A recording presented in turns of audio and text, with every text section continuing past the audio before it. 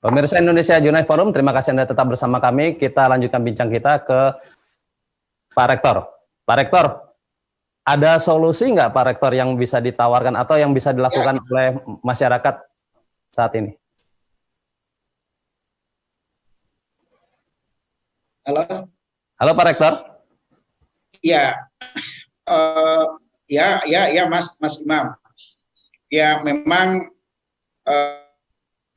pembicaraan tadi misalnya dari Prof. Didi dan Bu Anies memang terlihat ya pemerintahan kita ya seolah autopilot ya. Tapi kalau masih autopilot bisa apa ya? Seolah-olah memang proses COVID ini jalan dengan sendirinya. Yang menarik adalah di level masyarakat. Ya, di level masyarakat yang muncul sifat-sifat kedermawanan itu muncul. Ya, jadi kendati misalnya di level elit, di level elit politik atau di elit pemerintah misalnya, itu agak leadershipnya kedodoran, tapi di level masyarakat, di level rakyat muncul kesetiakawanan, ya, kemudian semangat membantu, kedermawanan tanpa melihat latar belakang mereka. Ini yang menarik selama ini. Nah, karena itu modal sosial itulah yang mungkin yang butuh kita pupuk ya, kita lipat gandakan di level bawah. Tapi bagaimanapun yang namanya negara, pemerintah harus kuat.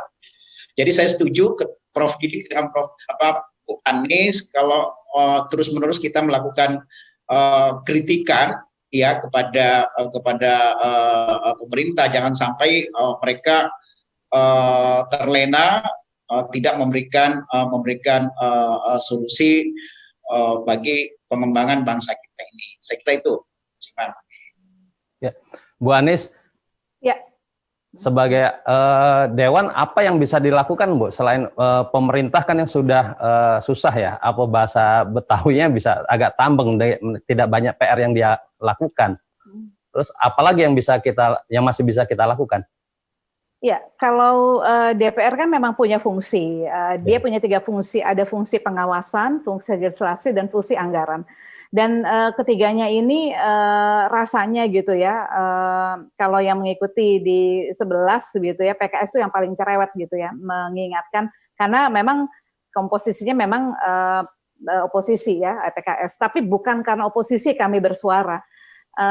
Karena memang kebijakannya sendiri yang harus disuarakan, yang harus dikritisi, karena memang langkah-langkahnya yang harus dikritisi. Jadi bukan sekedar oposisinya, tetapi kita lebih bicara tentang ini memang harus, karena perbaikan untuk bangsa itu menjadi tanggung jawab kita bersama begitu. Jadi memang anggaran tadi sudah disampaikan bahwa anggaran yang dikeluarkan untuk stimulus ini kan sudah cukup besar. Tapi realisasinya itu kan masih rendah. Jadi anggarannya besar, realisasi di lapangan itu sangat rendah gitu. Ini yang kita dorong untuk lebih diperbaiki begitu. Jadi masalah jaring pengaman sosial, kemudian program-program yang itu tidak signifikan seperti kemarin, kartu prakerja itu anggarannya cukup besar. Ya, itu masih dijalankan walaupun kita di DPR itu sudah menyuarakan berkali-kali gitu bahwa program ini harus dievaluasi begitu. Bahwa pelatihan-pelatihan yang ada di kartu prakerja itu bisa didapatkan dengan gratis, ini pakai biaya dan sebagainya, itu sudah kita kaji dan sudah kita suarakan. Tapi ternyata masih berjalan terus begitu. Jadi memang sekarang ini masyarakat ya, saya kira tadi Pak Rektor menyampaikan memang betul kita tumbuh kedermawanan, saling menanggung, saling membantu itu sudah ada, tapi bukan berarti bahwa pemerintah bisa lepas tangan. Turunnya bantuan sosial itu adalah bentuk negara hadir untuk kepentingan rakyatnya. Nah, pengurangan bantuan sosial itu bentuk negara lepas tangan begitu ya, apalagi hanya menyerahkan kepada daerah sementara anggaran dipegang oleh pusat. Jadi memang di sini kami melakukan pengawasan sekaligus juga sebagai pribadi, sebagai bagian dari masyarakat, kita memang ikut langsung terjun untuk memberikan bantuan-bantuan. Begitu Mas Imam. Baik.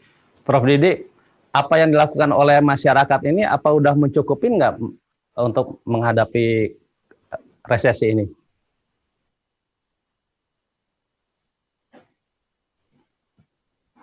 Prof. Didi? Masyarakat Indonesia itu tergolong yang kuat solidaritas dan modal sosialnya. Ya, jadi mereka saling menanggung, kecuali beberapa tempat tertentu yang menolak jenazah dan seterusnya itu satu kasus saja. Jadi tulang punggung penyelamatan sosial diantaranya adalah masyarakat. Mereka saling bertanggung jawab dan itu tidak cukup. Ya. Tapi itu meringankan pemerintah untuk menyelesaikan tugas-tugasnya dalam keadaan COVID seperti sekarang. Ya. Tapi untuk meningkatkan solidaritas masyarakat itu tugas pemimpin, ya. Pemimpin seperti Muhammadiyah, NU, ya, Al-Wasliyah, PUI dan seterusnya, ya. Gereja itu semuanya diperlukan pemimpin untuk lebih tinggi solidaritasnya. Dan saya yakin untuk urusan kelaparan, sumber daya pangan ini relatif memadai lah, ya. Dan kalau ada yang paling kritis, negara harus datang kapan saja dan tidak boleh itu tidak hadir dalam keadaan situasi di mana satu wilayah itu kritis, ya. Jangan sampai ada kelaparan dan seterusnya, ya. Itu saya kira, Mas. Baik, pemirsa Indonesia. Boleh saya tambahkan sedikit. Ada yang dilakukan kita itu termasuk juga menaikkan daya beli masyarakat. Tadi saya terlewat gitu. Jadi kan kebijakan yang ada itu kontraproduktif gitu. Kebijakan yang dilakukan pemerintah itu justru menurunkan daya beli masyarakat dengan menaikkan tarif BPJS kelas 1, ya.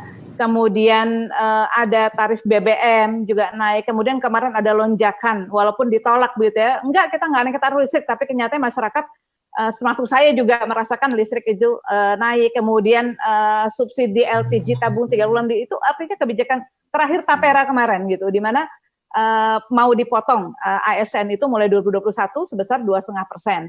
Nah, artinya apa? Di saat rakyat lagi susah gitu, jangan mengeluarkan kebijakan-kebijakan yang justru makin menyusahkan gitu. Artinya ketika kita ingin menaikkan konsumsi rumah tangga, itu artinya menaikkan daya beli masyarakat. Menaikkan daya beli masyarakat berarti ya tolonglah masyarakat itu dengan kebijakan-kebijakan yang pro rakyat gitu. Jadi kemarin kami menolak Tapera, tapi dia melaksanakan sesuai dengan karena sudah menjadi PP ya, mau tidak mau itu harus dilaksanakan. Kemudian BBM, kemudian LPG dan sebagainya gitu. Jadi memang benar-benar ini kita mudah-mudahan Allah melindungi kita semua begitu ya.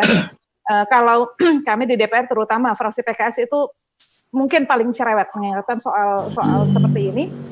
Mudah-mudahan kita semua bisa saling menguatkan dan mudah-mudahan wabah ini segera berakhir dari seluruh dunia termasuk Indonesia. Terima kasih. Bu Anies. Ibu-ibu, cerewet nggak apa-apa. Iya. Oke. Ya. Bu Anies, masih ada peluang lagi nggak yang bisa dilakukan, Bu? Kami akan terus berbuat ya, terutama ya kan kalau misalnya di DPR itu dia memang lembaga politik begitu ya, yang tidak hanya terkait isinya bukan hanya PKS saja, tapi ada partai-partai lain yang kadang-kadang ketika misalnya kita memiliki idealisme tertentu untuk kita perjuangkan, kemudian ketika yang lain tidak setuju kan tidak bisa dijadikan sebagai kebijakan bersama. Tetapi sebagai komponen masyarakat, unsur masyarakat, partai politik kan juga peran untuk memberikan edukasi kepada masyarakat bagaimana kita bisa membantu benar-benar ya secara nyata dan turun langsung di dalam memberikan bantuan-bantuan tunai. Jadi misalnya dengan kalau di PKS ya dari awal masa pandemi itu sudah ada pemotongan gaji dari seluruh anggota DPR sampai DPRD-nya.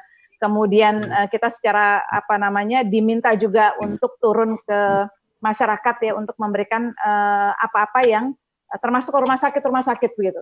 Jadi kalau untuk DPR kita akan terus suarakan walaupun ya kecil karena PKS itu hanya satu partai di antara yang lain. Tetapi kita akan terus suarakan agar pemerintah mendengar begitu. Dan kami senang kalau misalnya ada masyarakat datang ya atau mengajukan akan datang ke DPR gitu untuk menyuarakan aspirasinya.